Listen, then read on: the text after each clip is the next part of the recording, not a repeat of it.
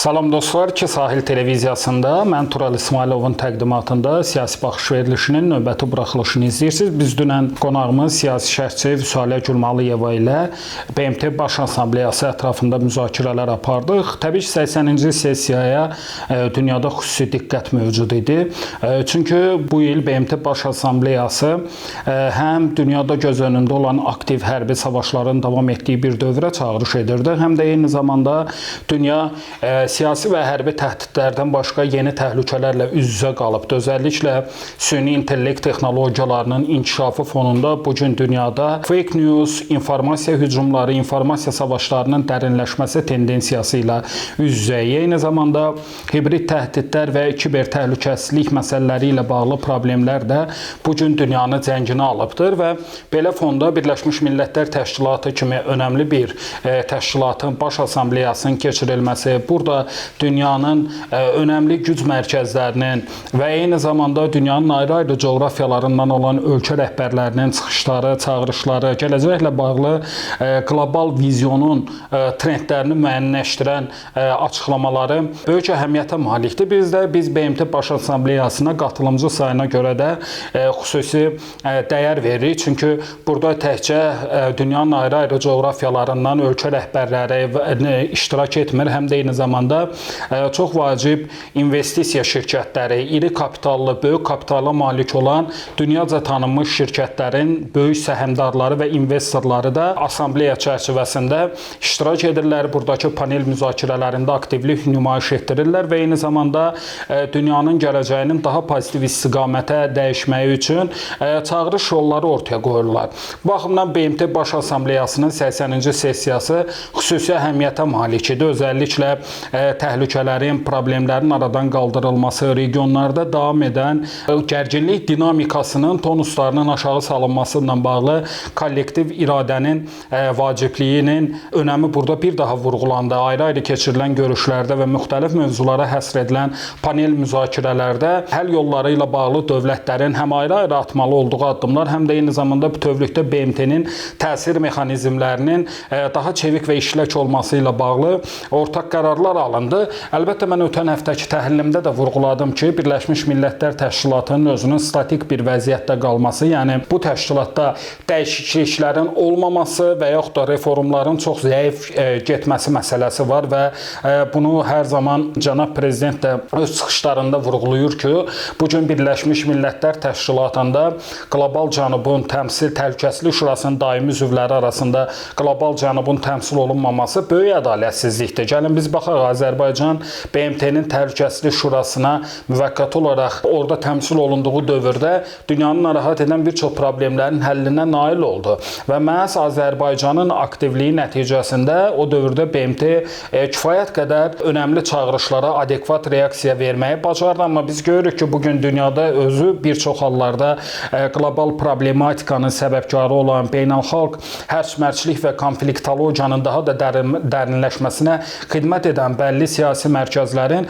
bugün BMT Təhlükəsizlik Şurasında daimi üzv olmağı özü dünya üçün o qədər də yaxşı nəticələr ortaya vermir. Bəlkə də bir sınaq müddəti BMT müəyyənləşdirməlidir. Yəni o formadakı heç olmasa bəlli bir dövr üçün o daimi üzvlərin sayında bir dəyişiklik edilə bilər, yoxlamaq lazımdır. Bəlkə bu dəyişiklik həyata keçirilsə doğrudan da Birləşmiş Millətlər Təşkilatının özü daha çevik və operativ reaksiyaları verməyi bacaracaq və heç şübhəsiz ki, burada müxtəlif liderlərin çıxışları böyük əhəmiyyətə malik idi və bir daha qeyd edirəm ki, BMT-nin reformlara getməsi üçün çağırışlar artıq dünya səviyyəsində daha ciddi səslənir. Cənab Prezident İlham Əliyevin müxtəlif platformalarda bu çağırış sədalarını və nitqlərini səsləndirməsi, Türkiyə Prezidenti hörmətli Rəcəb Tayyib Ərdoğanın o məşhur və klişe bir deyim halını almış dünya 5-dən böyükdür ifadələri qarşısında hesab edirəm ki, BMT-nin özü artıq daha hərəki reaksiya verməlidir və öz islahatlar, yəni daxildən reformlar məsələsinə daha açıq mövqelər nümayiş etdirməlidir. Bu məsələnin bir tərəfi və təbii ki, burada çıxışlar da xüsusi yadda qaldı. Cənab Prezident İlham Əliyev BMT Baş Assambleyasının 80-ci sessiyasında bir çox maraqlı məqamlara toxundu. Diqqət çəkən məqamlardan biri də şübhəsiz ki, Xəzərin çirkləndirilməsi və yaxud da Xəzər dənizində ümumiyyətlə suyun səviyyəsinin azalması ilə bağlı çağırış edir. Çünki artıq biz bilirik ki, dünyada iqlim suyun təhlükəsizliyi ilə bağlı qlobal həmrəylik çağırışları daha da aktuallaşıbdır. Azərbaycan həmişə bu prosesin önündə gedibdir. Elə bizim antiterror əməliyyatlarından əvvəl xatırlayırıqsa, Laçın-Xankəndi yolunda ekoaktivistlərimizin keçirdiyi aksiyalar var idi. Hansı ki, mən də müşahidəçi və tədqiqatçı kimi o aksiyaları yerində təhlil eləyirdim. Orada müşahidələr aparırdım və doğrudan da bax, həmin dövrdə də biz göstərirdik ki, bizim o dövrdə separatçıların qanunsuz şəkildə olduğu Rus sülh məramlarını müşahidə etdiyi bölgələrdə Azərbaycan təbii sərvətlərinə və ekologiyasına qarşı həyata keçirilən o qəbul edilməz cinayət hadisəsi bütövlükdə qlobal ekoloji təhlükəsizlik məsələsi üçün bir ciddi təhlükə idi.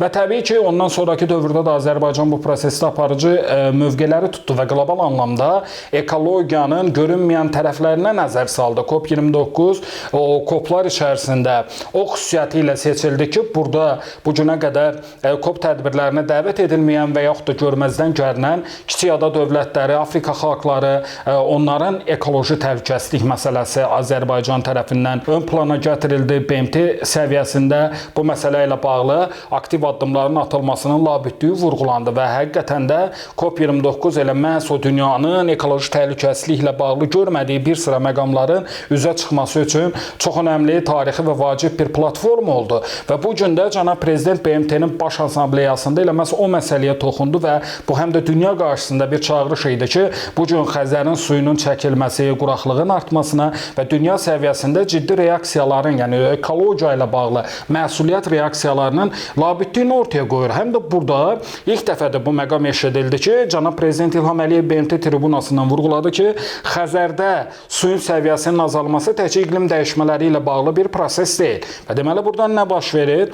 Buradan bu aydın olmalıdır ki, Xəzər hövzəsinin böyük ölkələri və təbii ki, ilk başda Rusiya Federasiyası məsuliyyətli olmalıdır.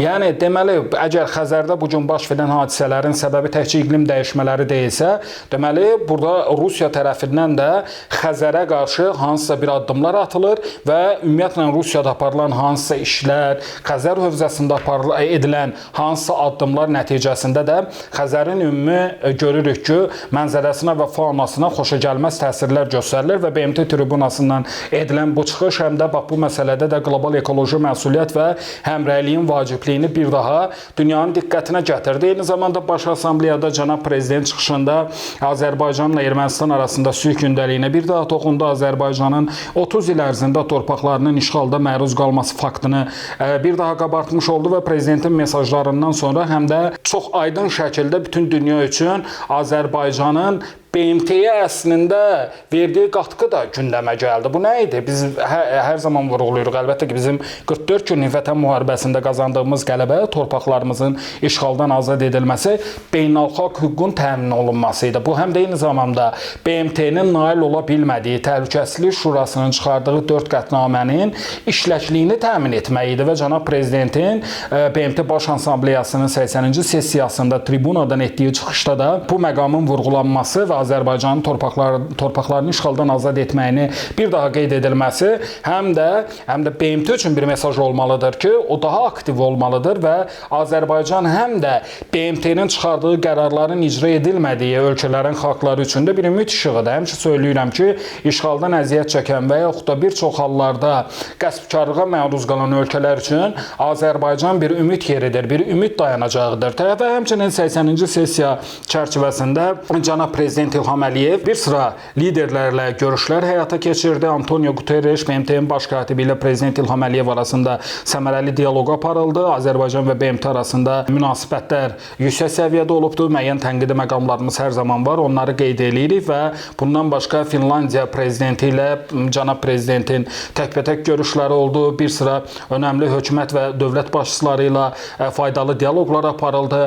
Həm də diqqət çəkən məqamlar var. Elə bu Baş Assambleyanın ilk günlərində cənab prezident Nyu-Yorkda dünyanın ən vacib investorları ilə, böyük kapitala, iri həcmli səhmlərə malik olan şirkətlərin rəhbərləri ilə də görüşlər keçirildi və hesab edirəm ki, prezident İlham Əliyevin iri investisiyalara malik olan şirkət rəhbərləri ilə müxtəlif beynəlxalq platformalarda həyata keçirdiyi görüşlər bütövlükdə həm işğaldan azad edilmiş bölgələrimizə, həm də gələcəkdə Azərbaycan digər bölgələrinə də yeni xarici investisiya axınlarının cəlbi üçün vacib və önəmli bir əhəmiyyətə malikdir və BMT Baş Assambleyası mediasında hörmətli Rəcəb Tayyib Ərdoğan çıxışı da xüsusilə yadda qaldı. Dünya ədaləti, Fələstin məsələsi ilə bağlı Türkiyənin davam edən mövqelərini ən yüksək tribunadan bir daha hörmətli Rəcəb Tayyib Ərdoğan səsləndirdi. Eyni zamanda ayrı-ayrı panel müzakirələrdə də Azərbaycanın heyəti aktiv oldu. Burada Xarici İşlər Nazirimiz hörmətli Ceyhun Bayramovun Ermənistanın Xarici İşlər Naziri Ararat Mirzoyanla birbaşa görüşlər oldu. Prezidentin köməkçisi hörmətli Hikmət Hacıyev Orta Dəhlizlə bağlı aparılan müzakirələrdə aktiv iştirak etdi və BMT Baş Assambleyasının 80-ci sessiyasında Azərbaycan izi, Azərbaycanın qatqıları və Azərbaycanın vizyonu mən hesab edirəm ki, xüsusi dəyərə malik oldu və bunu bir daha nümayiş etdirdi və New Yorkda davam edən bu bir həftəlik işgüzar səfərin həmən ardından cənab prezident New Yorkdan birbaşa Gəncə şəhərinə gəldi və burada da əlbəttə ki, açılışlarda iştirak etdi və özəlliklə Gəncə Memorial kompleksinin açılışında Gəncə terroru zamanı hər iki valideynini itirmiş Nilayın əlindən cənab prezidentin tutması, açılışa onunla qatılması, daha sonra Gəncədə açılış mərasimi keçirilən 3-cü MDB oyunları ilə bağlı tədbirə cənab prezidentin Nilayla, Xədicə ilə Gəncə terroruna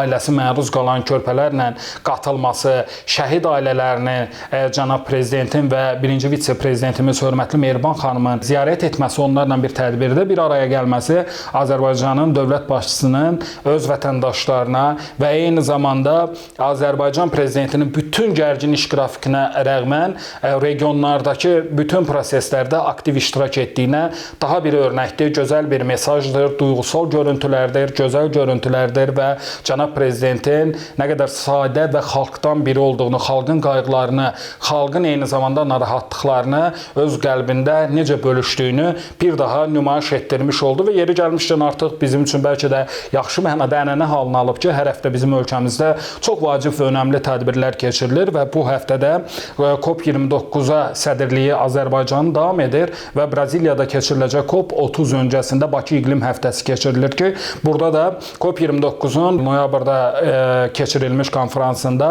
qərara alınan bir sıra məsələlərin nə qədər yerinə yetirilib yetirilmədiyi müzakirə ediləcək və Bakı İqlim Həftəsində də mən hesab edirəm ki, çox vacib müzakirələr aparılacaq. Eyni zamanda bu həftə ölkəmizdə Türk Dövlətləri Təşkilatının beyin mərkəzlərinin də vacib, önəmli bir toplantısı həyata keçirilir və hər zaman söyləyirəm ki, paytaxt Bakıdan Qarabağın incisi Şuşaya, Xankəndiyə qədər, Gəncəyə qədər Azərbaycan hər bir bölgəsi ilə artıq qlobal think tank quruluşu dediyimiz düşüncə quruluşlarının, beyin mərkəzlərinin bir mərkəz xabı halına gəlibdir. Yəni bugün Azərbaycan beyin mərkəzlərinin regional bir mərkəz deyil, qlobal bir mərkəzinə çevrilibdir və bu baxımdan da artıq ölkəmiz üçün ənənəvi hal alıb ki, artıq demək olar ki, hər həftə çox vacib toplantılar Bakıda həyata keçirilir və bu həftə bunu da xüsusi olaraq sonda vurğulamaq istəyirəm ki, Azərbaycanın Qarabağ Futbol Klubu UEFA Çempionlar Liqasında